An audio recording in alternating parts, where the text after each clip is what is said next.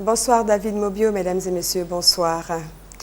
Bienvenue à ce journal spécial consacré à la visite d'État du président de la République dans le Zanzan. Transua, David le disait à l'instant, était ce matin la première étape de la tournée du président de la République dans la région du Gontougo, au troisième jour de sa visite d'État dans le district du Zanzan. Le chef de l'État a été accueilli dans la liesse populaire, atmosphère d'avant et après meeting, comme vous y étiez, avec l'un de nos envoyés spéciaux, Eugène Atoubé.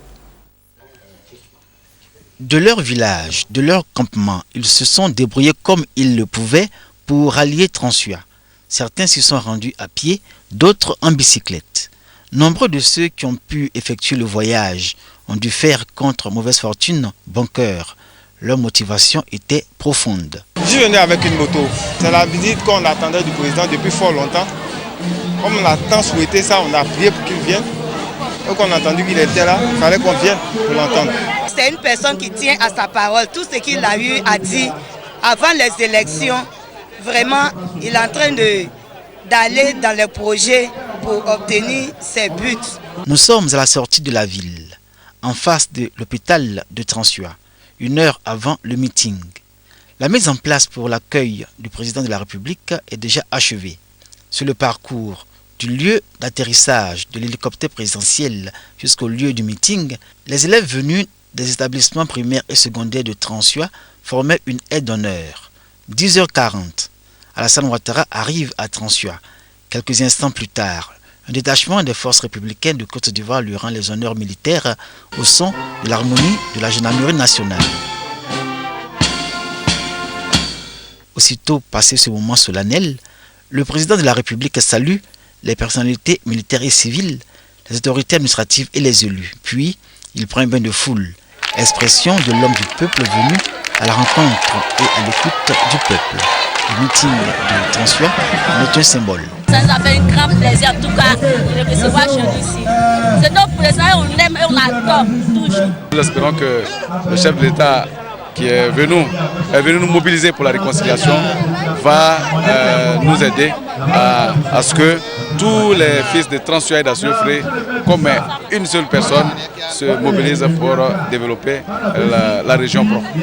La joie et le bonheur des populations sont allés bien au-delà de cette rencontre pour laquelle Transua a fait montre d'une mobilisation très appréciée du président de la République. Jusqu'en fin d'après-midi, Transua était encore en fête. Pour les populations du département de Transua, c'est un nouveau jour qui se lève sur leur région. Ici, on nourrit l'espoir que les promesses faites par le président de la République vont trouver un début de solution rapidement. Parce que le vœu des populations est de voir leur région redorer son blason. Merci Eugène Atoubé. Le moins que l'on puisse dire, c'est que le meeting de Transua a drainé du monde. Le président de la République a livré son message d'espoir devant une foule enthousiaste. Compte rendu, Jérôme Kofi Abolin. Transua, 6e étape de la visite du président de la République Alassane Ouattara dans le district du Zanzan. Une visite rendue festive par les populations présentes à l'accueil du chef de l'État à travers la mobilisation et l'ambiance. Pour le peuple bron, comme partout où le président Alassane Ouattara est passé dans le cadre de cette visite, c'est l'occasion d'espérer un lendemain meilleur. Les représentants du peuple bron, se succédant pour souhaiter la bienvenue au chef de l'État, vont lui rassurer de leur soutien, non sans présenter des doléances, notamment obtenir des véhicules, des tracteurs ou des bennes pour le fonctionnement de l'administration. C'est promettant de satisfaire dans un bref délai ces doléances que le chef de l'État va livrer son message tant attendu. Le fait que vous soyez tous ici ensemble aujourd'hui montre bien que la réconciliation est en marche en Côte d'Ivoire. Oui, la réconciliation est en marche et je voudrais vous remercier, chers cadres, chers élus, chères autorités coutumières et traditionnelles. En fait, la réconciliation dépend de chacun de nous et nous devons continuer de travailler dans ce sens. Nous devons rassembler les Ivoiriens pour obtenir cette réconciliation qui va déboucher naturellement sur une paix durable. Car c'est dans la paix que la Côte d'Ivoire pourra se développer davantage. Et je veux vous assurer de ma détermination à faire en sorte que notre Côte d'Ivoire, notre chère Côte d'Ivoire, soit une nation prospère, une nation forte, dont tous les Ivoiriens seront fiers et qui sera un modèle dans le continent africain et dans le monde entier. Une image forte retenue par le chef de l'État, la chaise royale qui lui donne les attributs de roi. Pour le président de la République, c'est la preuve des liens si forts entre lui et le peuple bron. Direction Kounfao maintenant, où le chef de l'État a communié avec les populations sorties massivement pour l'accueillir et surtout pour écouter son message sur le développement et la réconciliation nationale. Le compte-rendu de notre envoyé spécial sur place, Viviane Aïma. Kounfao a manifesté massivement sa reconnaissance au président de la République, Alassane Ouattara, de la faire figurer au nombre des localités visitées au cours de sa tournée. Dans ce département qui offre l'image d'un léger progrès comparativement à des localités comme Doropo ou Téini, il se pose aussi un manque criant en équipement de base. Absence d'éclairage public, insuffisance en eau potable, route en piteux état, insuffisance d'équipement du centre de santé, manque d'équipement pour la salubrité publique. Le président de la République a promis apporter très rapidement des solutions à toutes ces difficultés. D'ici juin prochain, je vous signale, vous n'aurez plus de problème d'eau à Kounfao.